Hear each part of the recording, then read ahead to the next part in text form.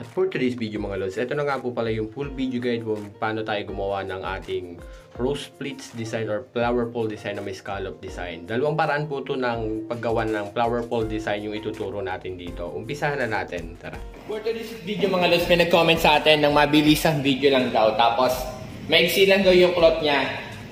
Dito mga idol, itong cloth natin gagamitin is mapapasin nyo yan. Medyo mahaba yan, nakasobra yan sa kaliwa at sa kanan. Pero yung cloth dito, at least nasa 7 yards mga idol. Sa 2 meters na table, pwede na. Una niyong gagawin, ito yung pinaka-cloth nyo. Yan, nakapold to sa gitna. Ito yung pinaka-gitna ng table natin. Itong may marker na to. Ito is pipin lang muna natin yung pinaka-cloth natin. Susukin nyo lang yung pinaka-cloth. Tapos dito sa underliner na cloth or yung pinaka-top cloth, dyan natin siya ipipin. Ito yung pinaka-gitna mga lods ha.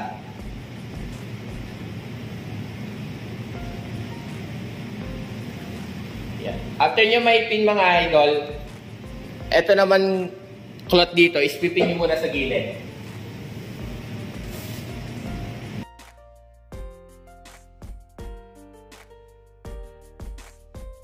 Tapos ganun din dito sa kabila. At after nyo maipin itong mga loads yan, ito ang pinakagitna ng table natin. Yan. Dito is pupold nyo lang ito. Yan, ito yung gitna. Kunin nyo isang cloth. Doble yan, naka-fold yan. Ito lang isang kukunin natin. Fold nyo lang siya ng ganyan. Iipunin nyo lang siya sa kamay. Tapos ito, ilalagyan natin ng pin. Dito, tusukin nyo lang siya pataas. Lagpasan. Tapos ipipin nyo siya dito sa underliner na cloth natin or yung pinaka-top cloth. Tusok lang, lock pa, balik.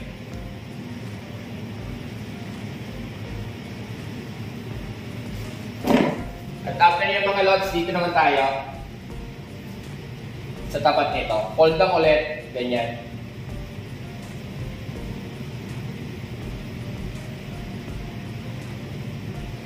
Tapos lalagyan natin ng pin.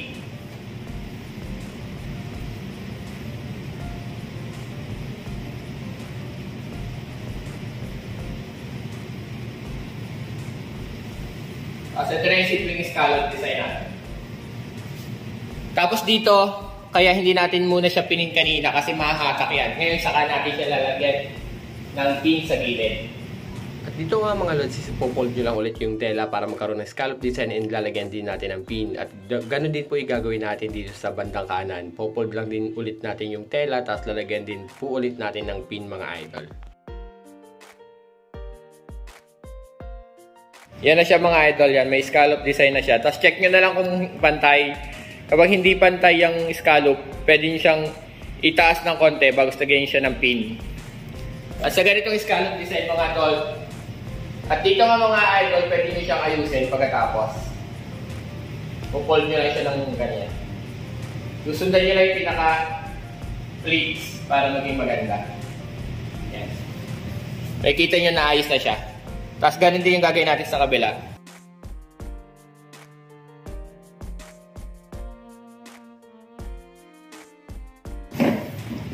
Ito na yung pinaka-scallop design niya. Yan.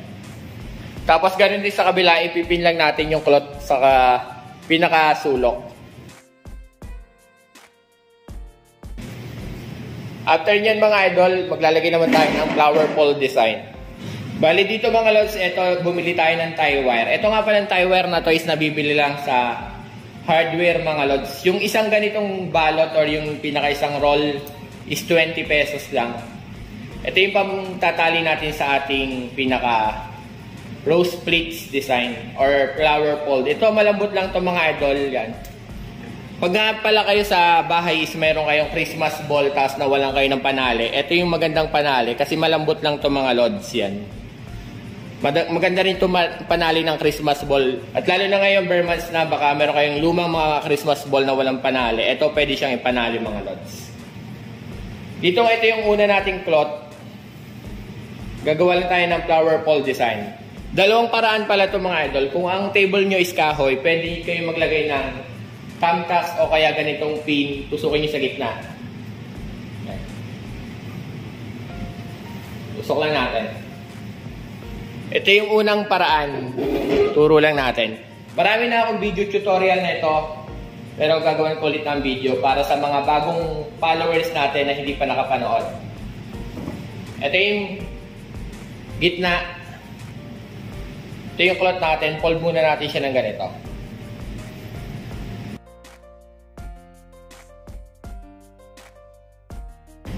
After nyo ma-fold, fold uli kayo ng isa pa. Ito, after nyo muna palang ma-fold mga lods, tali nyo muna to. Yung dulo.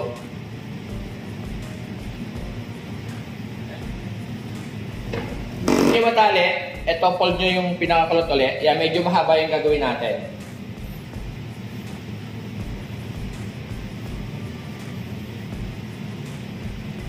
Tapos, fold ulit.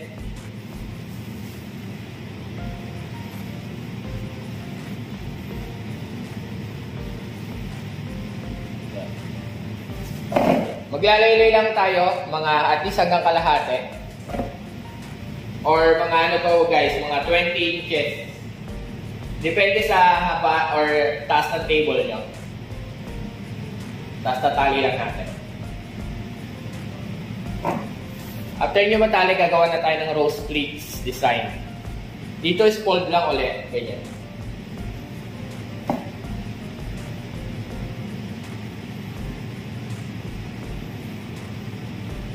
Basta na fold nyo siya ganito. At least yung taas ito nasa 5 inches. 5 or 6 inches mga idol.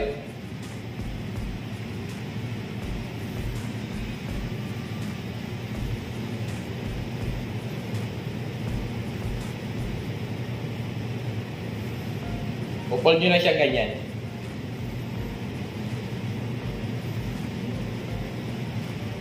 Ang tela pala natin ginamit dito is nasa 3 yards and a half to mga idol.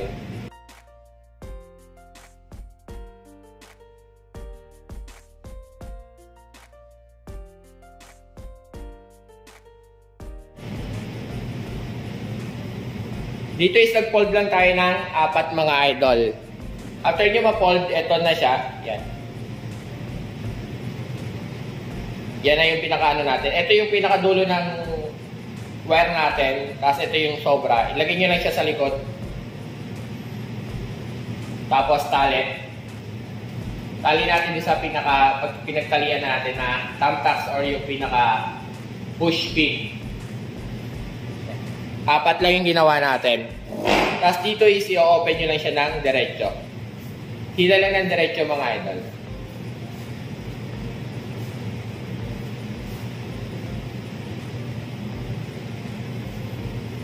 Dito kung ang cloth nyo is maigsi mga 3 yards, pwedeng 3 piraso lang or pwedeng 2 piraso lang. Depende sa haba ng cloth nyo mga idol. Dito is medyo mahaba naman yung cloth natin kaya ginawa kong 4. Pero kung sa tingin nyo mabibitin kayo, pwedeng 3 piraso lang. Tapos medyo mahaba na lang yung gawin nyo dito sa ilalim.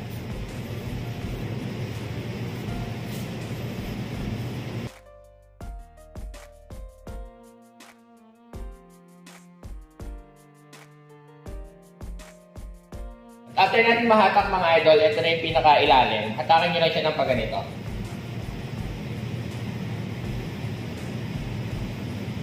Bubukahin nyo lang siya ng ganito mga lods.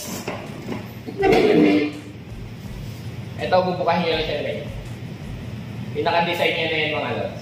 Kahit ilay-ilay nyo na lang siya. Ito na yung magiging design. Tapos magagawa ulit tayo sa kabila naman. Dito kagaya ng sabi ko kanina, kung ang table nyo naman is plastic, hindi kayo makakapaglagay ng push pin. Kung doon sa nauna ang ginawa natin is naglagay tayo ng push pin, tapos tinali natin tie wire. Dito is tatalian muna natin itong pinaka-cloth natin. Dito is depende sa inyo kung ano yung mauuna. Pwede kayong mauna ng pleats or pwede kayong mauna ng mahaba. Kanina doon sa ginawa natin, ang nauna yung mahaba. Dito naman ipapakita natin na mauuna yung rose pleats. Para may idea kayo kung paano ginagawa mga lods. Fold lang.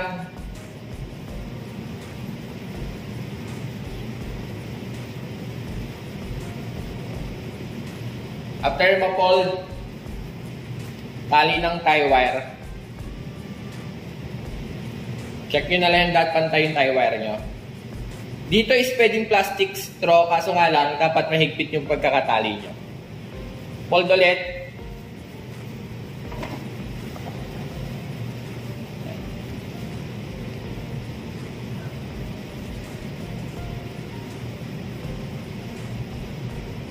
Yan. Ito ang taas dito, nasa 5 inches mga idol. Tapos tali ulit natin.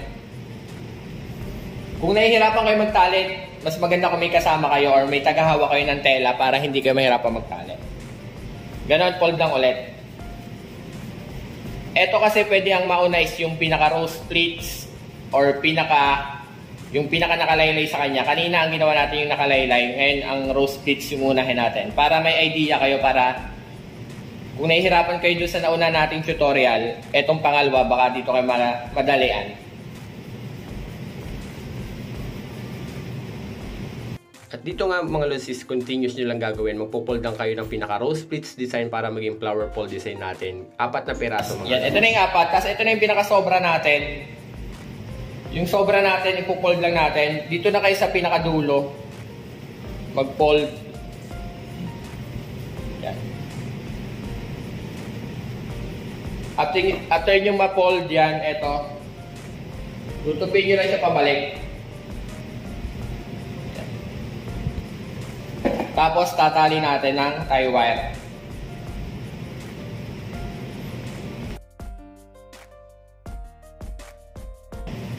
Bale, ito na siya. Ang ginawa rin natin is 4 din. 1, 2, 3, 4. Tapos meron din sa baba. Dito natin siya ikakabit. Bale, ito na yung ginawa natin. 4 din siya mga idol. Tapos may nakalaylay din. Dito is iba lang yung pagkakagawa natin kumpara dun sa nauna. Kasi yung nauna, naglagay tayo ng push pin. Ito naman, hawak lang natin. Dito kung plastic yung table nyo, ang gagawin nyo na lang, ipipin nyo na lang yung pinakalikod ng tablecloth nyo na row splits. Ito. Dito is pwedeng ito sample lang. Lagyan natin ng push pin. Yan. Pwede nyo siyang lagyan ng pin, 2, 3, or pwede ring thumbtacks kung kahoy yung table nyo. Halimbawa, kahoy yung table nyo, pwede nyo rin siya lagyan ng thumbtacks kung nahirapan kayo dun sa nauna nating tutorial. Dito is talagyan lang natin siya ng 2 kasi magaan lang naman to. Okay. Bale dito mga lods, unahin lang natin itong bandang gitna. Diretsong hatak lang.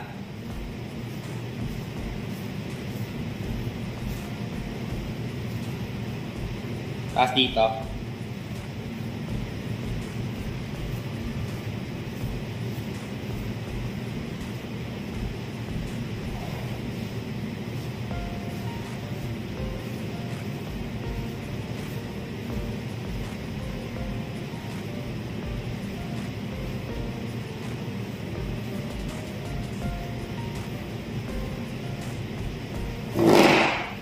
Yan. Ganyan lang siya kasimple mga idol.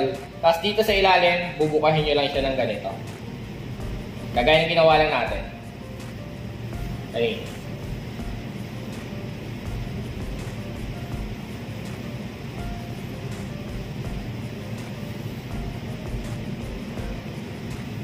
Yan. Yan ay pinakasimpleng design. Na siya, 1, 2. Tapos gagawa ulit tayo dito ng isa pa mga idol. At bali ito na siya mga lods yung ating flower pole design. Tapos scallop design. Yung flower pole design din natin. Tapos ito yung last na ginawa natin. Yan. 3 piraso lang yan mga idol. Yan. Sobrang bilis lang din nito gawin. Tapos sa ganitong ang design mga idol is pwede nyo siyang i-level up. Maglalagay lang kayo ng artificial na green leaves accessories dyan sa pinakalikod ng pinaka-flower pole design natin. Yan. Ang kulot natin na green dito mga lods, yan is nasa 7 yards kagaya ng sabi ko. Ang table natin is 2 meters. Ang kulot naman para sa fabric na to is Gina Silk yan mga idol. Tapos ang haba niyan is 3 yards mga idol. Pwede na.